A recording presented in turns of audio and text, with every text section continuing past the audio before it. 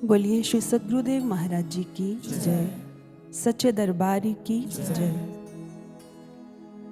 सजदा तेरे कदमों पे अदा कौन करेगा, ये कुफ्र भला मेरे सिवा कौन करेगा। मरकर मेरी मिट्टी तेरे कदमों से लिपट जाए, यूं इश्क में हस्ती को फना कौन करेगा। वजूद में बनकर मेरी मौजूद तुम ही हो, सांसों से मेरी तुमको जुदा कौन करेगा। प्रेमावतार सद्गुरु पर खुद को लुटा देने वाले शिष्य की दीवानगी भला इन भावों को क्यों ना गुनगुनाए, क्योंकि ब्रह्मांड की सारी दिव्यता एक मानवीय देह में सिमटकर जब गुरु के रूप में सामने हो और उसे देखकर कुछ महसूस ना हो, ऐसा कैसे हो सकता है। एक प्रेमी शिष्य का तो अपने गुरु से प्रेम इतनी समग्रता, इतने प्राणपन से होता है कि उसके लिए गुरु उसके अस्तित्व की ऐसी धुरी बन जाते हैं जिसके इर्द गिर्द उसका संपूर्ण जीवन चक्र घूमता है। वो हमेशा गुरु के स्नेह, वात्सल्य, कृपा, आशीष को पाने के लिए व्याकुल रहता है। और जब ये सब उसे मिल जाता है तो उसे लगता है मानो उसने त्रिलोकी का खजाना पा लिया हो। सच में जिसे ब्रह्म स्वरूप सद्गुरु मिल गए उसे सब मिल गया। अगर ये नहीं है तो जीवन की सारी उपलब्धियां व्यर्थ हो जाया करती हैं। एक बार ठाकुर रामकृष्ण परमहंस जी के एक शिष्य पर सूफी कविताएं पढ़ने की ऐसी धुन सवार हुई कि उसने फारसी भाषा सीखने की ठान ली। दिन रात छोटी छोटी ढेर सारी किताबों पर सर झुकाए बैठा रहता।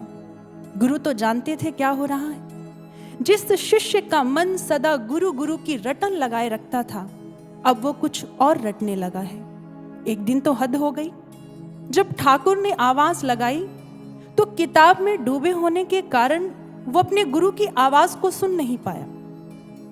जो गुरु के एक हल्के से इशारे पर दौड़ा चला आता था, वो मूढ़मती किताब के ऊपर दौड़ रहा था। जैसे ही ठाकुर ने दूसरी आवाज लगाई, अब उसकी तंद्रा टूटी। दौड़ा गुरु के कक्ष की ओर महाप्रसाद लेने के लिए, और जैसे ही गुरु के कक्ष में उनके सामने पहुंचा तो ठाकुर ने कड़क आवाज में चपत लगाते हुए कहा, यूं गुरु को अनदेखा कर फारसी में डूबे रहोगे तो एक दिन भक्ति के रास्तों पर डूब जाओगे। ये जो थोड़ी भक्ति है ये भी फुर्र हो जाएगी। याद रखना, गुरु का स्थान सर्वोपरि है, उस पर एक लक्षित रहो। प्रेमावतार सद्गुरु के इतना समीप रहकर भी अगर एक शिष्य ने अपने मन की भूमि को उनके प्रेम के रस से रस भीना नहीं किया तो फिर क्या किया।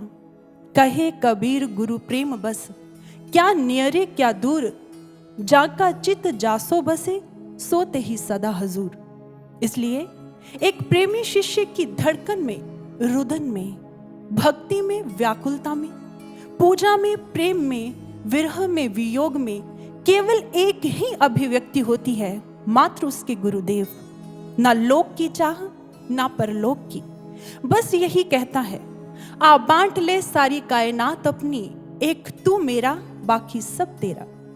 प्रेम की शर्त ही यही है, इसमें केवल एक के लिए ही जगह बचती है। दूसरे के लिए तो बड़ी दूर की बात, इसमें तो स्व के लिए भी जगह नहीं रहती। और मुर्शिद की मोहब्बत के रास्तों का दस्तूर यही है, इन पर चलने के लिए खुद ही को मिटाना पड़ता है। एक बार श्री गुरु महाराज जी ने एक शिष्य से कहा, कभी चींटी को तलवार की धार पर चलते हुए देखा है? कितनी आसानी से पार हो जाती है। मगर एक हाथी चलना चाहेगा तो अपने भार के कारण लहूलुहान हो जाएगा। ठीक इसी तरह यह भक्ति का पथ भी तलवार की तेज धार जैसा है। खुद को गुरु चरणों पर लुटाकर, अपना सब कुछ गुरु के हाथों में सौंप कर चींटी की तरह हल्के होकर चलोगे तो पार हो जाओगे। अगर मंजिल की चाह है साधकों तो हमें एक ही मूल मंत्र अपनाना होगा, तन समर्पित, मन समर्पित और ये जीवन समर्पित, मान अर्पित, प्राण अर्पित, रक्त का कण कण समर्पित, स्वप्न अर्पित, प्रश्न अर्पित, आयु का क्षण क्षण समर्पित, ये सुमन लो, ये चमन लो, नीड़ का तृण तृण समर्पित। तो बोलिए श्री सद्गुरुदेव महाराज जी की जय, सच्चे दरबार की जय।